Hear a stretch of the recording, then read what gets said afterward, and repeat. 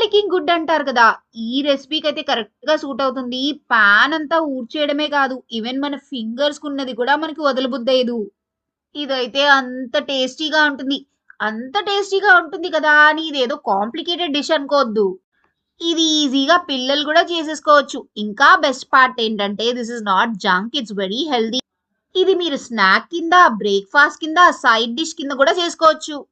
And మీ ఇంటికి సడెన్‌గా ఎవరైనా గెస్ట్స్ వచ్చినా కూడా ఈజీగా 10 మినిట్స్‌లో చేసి పెట్టేయొచ్చు. అండ్ ఇది గాని మీరు పర్ఫెక్ట్‌గా చేసి పెడితే ఆ గెస్ట్, దాంట్లో పిల్లలున్నారనుకోండి, మిమ్మల్నయితే ఎప్పటికీ మర్చిపోరు. నిజంగా చెప్పేస్తున్నా, నేను కూడా ఫస్ట్ టైమ్ ఈ రెసిపీనయితే ట్రై చేయడం.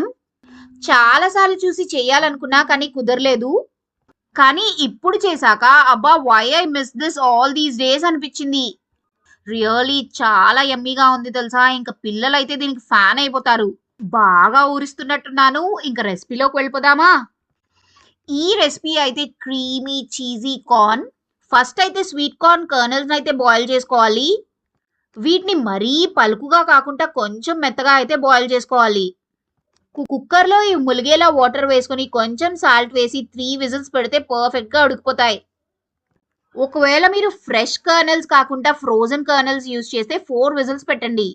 Next sauce preparation. ఈ రెసిపీ టేస్ట్ అంతా ఈ సాస్ ప్రిపరేషన్‌లోనే ఉంటుంది. ఈ రెసిపీ ఇంచుమించు వైట్ సాస్ పాస్తా రెసిపీ లానే ఉంటుంది. ఇక్కడ పాస్తా బదులు మనం కార్న్ వేస్తాం. ఫస్ట్ పాన్‌లో ఒక టేబుల్ స్పూన్ బటర్ వేసుకొని, ఈ బటర్ మెల్ట్ అవుతున్నప్పుడే కొంచెం క్రష్ చేసుకున్న గార్లిక్ కూడా వేసేసుకోవాలి.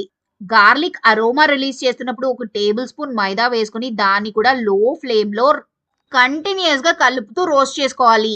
ఇలా కొంచెం మైదా, గార్లిక్ గోల్డెన్ కలర్‌లో రోస్ట్ అయ్యాక దీనికి బాయిల్డ్ మిల్క్‌ని యాడ్ చేయాలి. చెప్పాలంటే ఈ రెసిపీకి పెద్ద స్పెసిఫిక్ మెజర్‌మెంట్స్ అంటూ ఏం లేవు.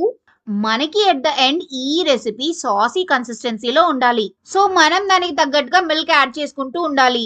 అప్రాక్సిమేట్ గా చెప్పాలి అంటే మీకు 1/2 లీటర్ మిల్క్ అయితే పడుతుంది. మిల్క్ యాడ్ చేసి లంప్స్ లేకుండా దీన్ని కంటిన్యూస్ గా కలుపుతూ అయితే ఉండాలి. ఇలా విస్క్ చేసుకున్నాక మంచి సాసీ టెక్స్చర్ లో అయితే తయారవుతుంది. ఇదే వైట్ సాస్. ఇప్పుడు ఈ వైట్ సాస్ లో మన బాయిల్ చేసిన కార్న్ కర్నల్స్ వేసుకుని ఒక 5 మినిట్స్ సిమ్ లో అయితే లిడ్ పెట్టి ఉంచుకోవాలి. ఇలా చేయడం వల్ల ఈ సాస్ కంప్లీట్ గా కార్న్ కెర్నల్స్ తో బ్లెండ్ అవుతుంది.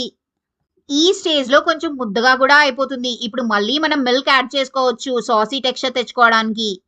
ఇప్పుడు దీంట్లో salt, pepper, mixed herbs, cheese వేసుకొని ఇంకో 5 మినిట్స్ సిమ్ లో లిడ్ పెట్టుకొని ఉంచుకుంటే రెసిపీ అయితే రెడీ అయిపోయినట్టే. నేనైతే ఇక్కడ మోజరెల్లా చీజ్ యూజ్ చేశాను. మీరు చెడ్డర్ చీజ్ యూజ్ చేసుకున్నా పర్వాలేదు. స్టవ్ ఆఫ్ చేశాక ఇంకో 5 మినిట్స్ అలానే ఉంచి సర్వ్ చేసుకుంటే యమ్మీగా ఉంటుంది. ఇదైతే మస్ట్ ట్రై రెసిపీ. మీరు కూడా డెఫినెట్ గా చేసి ఎలా వచ్చిందో తప్పకుండా కామెంట్ సెక్షన్ లో అయితే కామెంట్ చేయండి. వీడియో నచ్చితే లైక్, సబ్స్క్రైబ్, షేర్ చేయండి.